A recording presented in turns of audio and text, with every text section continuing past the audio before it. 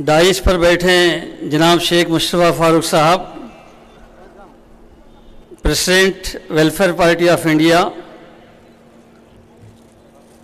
इसी तरह हमारे मेहमान जनाब सुधीर सावंत साहब, शब्बीर अंसारी साहब, नासिर कादरी साहब और दीगर हमारे तमाम मेहमान, वर्किंग कमेटी के ज़िम्मेदारान, हमारे डिस्ट्रिक्ट प्रेसिडेंट और आज के इस जलसे आम में शरीक तमाम भाइयों, बहनों और बुज़ुर्गों,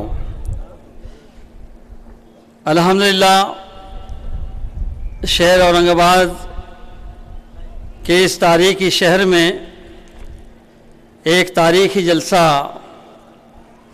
वेलफेयर पार्टी ऑफ इंडिया के उन्वान से होने जा रहा है। ये पार्टी जो इस मुल्क में अप्रैल 2011 से आना शुरू हुई है और अब तक 10 रियासतों में इसने अपना नेटवर्किंग शुरू कर दिया है और 11वीं रियासत महाराष्ट्र है। दोस्तों और भाइयों, आज़ादी के बाद से लेकर अब तक मुल्की सतह की एक हमागीर पार्टी जो मुसलमानों की जानिब से बतौर ख़ास लॉन्च की गई है, लेकिन इस पार्टी की एक ख़ास पहचान ये है कि किसी ख़ास जमात की, किसी ख़ास तबके की ये प्रॉपर्टी नहीं है, बल्कि इसमें तमाम मकतबे फ़िक्र के लोग, तमाम मसालिक के लोग, यहाँ तक कि बिरादरान वतन में जो हमारे दलित भाई हैं, हिंदू भाई हैं, सिख भाई हैं, ईसाई हैं, इन सब को साथ लेकर इस मुल्क हिंदुस्तान में, भारत में ये पार्टी अल्हम्दुलिल्लाह आ चुकी है। हम सब जानते हैं कि ये मुल्क जमहूरियत का एक अज़ीमुश्शान मुल्क है, जहाँ अवाम की हुकूमत अवाम के ज़रिए अवाम पर हुआ करती है। तो ये पार्टी अवाम को जो मैसेज देना चाहती है, जो पैगाम पहुँचाना चाहती है, वो यही है कि आज़ादी से लेकर आज तक ख़ास तौर से यहाँ के जो कमज़ोर तबकात है, जो दलित तबकात है, जो माइनॉरिटीज़ है, इनका मुसलसल शोषण किया गया है।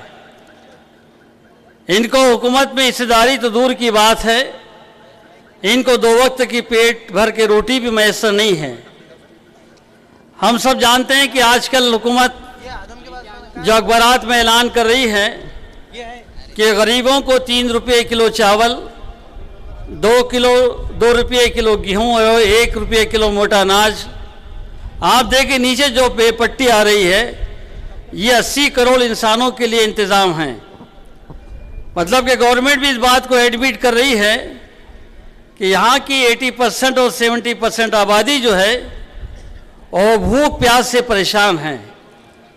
दोस्तों, आज़ादी हासिल हमने की थी, तो आज़ादी के बाद हम सब भारतीयों का ये नज़रिया था कि यहाँ अमन होगा, यहाँ भाईचारा होगा, यहाँ सभी को रोटी और मकान के लिए ज़मीन मैसर आएगी। लेकिन हम देखते हैं कि यहाँ की 70% आबादी हैंड टू माउथ है, जो 33 रुपये पर डे कमा रही है, जिसमें अपनी फैमिली का गुजर बसर तो बहुत दूर की बात, वो अपने बच्चों को अच्छी तालीम भी नहीं दिला सकती है, कोई मेडिकल एड नहीं करवा सकती है। चुनांचे आप देखें कि सबसे ज़्यादा टीबी के मरीज़, तपेदिक के मरीज़ हमारे यहाँ पाए जाते हैं। सबसे ज़्यादा जो बच्चे कुपाक्ष होते हैं, तग़ज़िया के जो मरीज़ होते हैं, आप देखें कि कुल आबादी का 42% बच्चा यहाँ सूखे की बीमारी के अंदर मुब्तला है। सालों में हर साल जो है लाखों बच्चे जो है भूख और प्यास की वजह से मर जाते हैं। ये आज़ादी जिन लोगों ने हासिल की, जिनका इसमें हिस्सा बना, उनका हुकूमत के अंदर कोई हिस्सा नहीं। और जो यहाँ की 20% आबादी है, वो मुल्क पर हुक्मरानी कर रही है, मुल्क के रहने वालों का इस्तेसाल कर रही है। और यहाँ के जो 13% पूज्यपति लोग हैं, जिनको कैपिटलिस्ट कहते हैं, सरमाएदार कहते हैं, वो यहाँ की पॉलिसी पे असरअंदाज हैं। तो आप देखिए कि एक तरफ तो बड़ी ऊंची ऊंची इमारतें हमको नज़र आती हैं, जिसमें टाटा, बिरला, अंबानी और इस तरह के जो है पूज्यपति लोग, कैपिटलिस्ट लोग रहते हैं, जिनके सिर्फ इलेक्ट्रिक बिल लाखों में आते हैं, लाखों रुपयों का सिर्फ इलेक्ट्रिक बिल लेते हैं, बिल भरते हैं। और आप देखें कि वहीं बिल्डिंगों के नीचे झुग्गी बस्तियां हैं, जहां इंसानी ज़िंदगी खाने पीने के लिए तरस रही है, और जहां डस्टबिन में जो खाना डाला जा रहा है उस खाने को चुनने वाले लाखों बच्चे हैं, जो लपक लपक कर उस कचरादान से खाना उठा उठा के खा रहे हैं। तो दोस्तों, इस अज़ीमुशान मुल्क के अंदर जहाँ का हर शहरी बराबर का हक रखता है, जो हक यहाँ के प्राइम मिनिस्टर मनमोहन सिंह को हासिल है, वही हक जो है माइनॉरिटी के कमज़ोर और गरीब आदमी को भी हासिल है। लेकिन ये हुकूक की तकसीम जो हुई है, इसमें मसावत नहीं है, इसमें बराबरी नहीं है। वेलफेयर पार्टी ऑफ इंडिया का ये सोचना है कि जो लोग सज्जन हैं, शरीफ हैं, वो इस गुंडागर्दी की सियासत में हिस्सा नहीं लेना चाहते हैं। उनका ये मानना है कि ये पॉलिटिक्स जो हो रही है मसल पावर और मनी पावर की बुनियाद पे हो रही है, इनसे पंगा लेना और इनसे झंझट लेना मुनासिब नहीं है। चुनाचे आप देखें कि बड़ी तादाद हमारी जो किनारों पे खड़ी है, हाथ बांध के खड़ी रही, इसी का फ़ायदा ये लोग उठा रहे हैं जो गुंडागर्दी कर रहे हैं। आप देखिए पार्लियामेंट में कैसे लोग हैं जो जेलों में जा रहे हैं, और जेलों से बाहर आने के बाद फिर वो जेल मंत्री बन रहे हैं। जेलों से निकलने के बाद फिर उनको जो है एयरपोर्ट पर उनका इस्तेमाल किया जा रहा है। तो आप देखिए कि ये पॉलिटिशियन जितने भी हैं, उनकी बड़ी तादाद क्रिमिनल हैं, बदमाशी कर रही है, करप्शन कर रही है, घोटाले कर रही है। और आप देखिए कि उन्हीं लोगों को फिर सियासत के तख्तों पर फिर बिठाया जाता है। तो मैं हमारे इन भाइयों से, बुजुर्गों से कहना चाहता हूँ कि जिस पार्टी ने आज तक हमारा इस्तेसाल किया, आप जानते हैं कि वो पार्टी कौन है। जिस पार्टी ने जो है यहाँ के गरीबों को, यहाँ की माइनॉरिटीज़ को एतमाद में लिया और उनके एतमाद को ठेस पहुँचाई, उनका विश्वासघात किया, आप देखिए उसी हुकूमत के अंदर आज तक हज़ारों दंगे हुए हैं। 1948 के हैदराबाद इलेक्शन से लेकर आसाम और गुजरात और भागलपुर और आज का मुजफ्फरनगर, ये सब कुछ इस दौर की जो हुकूमत है इसी ने किया है। तो आप देखिए कि सब कुछ हम सुन रहे हैं, पढ़ रहे हैं, अखबारात की पेशानियों पर देख रहे हैं, स्क्रीन पर देख रहे हैं। मैं अपने सज्जन भाइयों से, शरीफ लोगों से कहना चाहूँगा कि अब वक्त आ गया है कि करवट लें, उठ खड़े हों और सिद्धांतों पर, उसूलों पर जो पार्टी बनाई गई है इसका साथ दें। आपकी खामोशी इन लोगों को और कवी कर रही है और मजबूत कर रही है। किसी दानिश्वर ने बात कही है कि नुकसान बुरों की बुराई से नहीं पहुंचता, अच्छों की खामोशी से पहुंचता है। ये खामोशी हमको तोड़ना है, बुरों को जो है, जो बुराई कर रहे हैं उनको सबक पढ़ाना है। मैं नहीं समझता कि इस देश के अंदर इस जमहूरियत के रास्ते से कोई चीज़ नामुमकिन हो।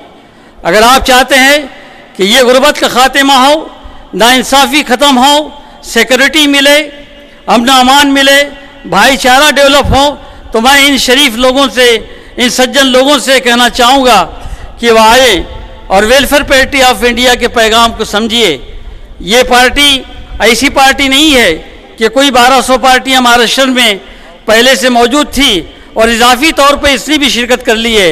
नहीं दोस्तों, ये एक मुतबादिल निज़ाम के लिए आई है, एक नए सिस्टम के लिए आई है, एक नए चेंज के लिए आई है। चुनाचे आप देखेंगे, इसका जब आप कंसेप्ट पेपर पढ़ेंगे तो आप देखेंगे इसका कोई नुमाइंदा दागी नहीं होगा।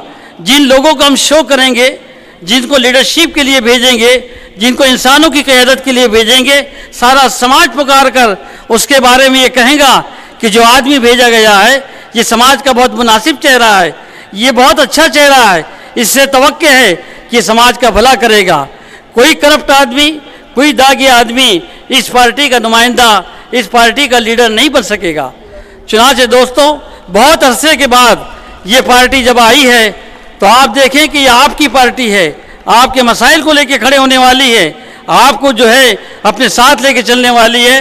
तो दोस्तों, ये तारुफी गुफ्तगू मैं आप हजरात के सामने इसलिए रख रहा हूँ कि ये जलसा अगरचे के ऐसे वक्तों में किया जा रहा है कि जो धूप भी है, आपकी सफ़र की तकालीफ भी है। मैं जानता हूँ कि इसके बाद जो पब्लिक यहाँ जमा होने वाली है, हमारे पास जो फिगर आए हैं अल्हम्दुलिल्लाह हज़ारों की तादाद में यहाँ पब्लिक जमा होंगी, हमारे पैगाम को सुनेंगी।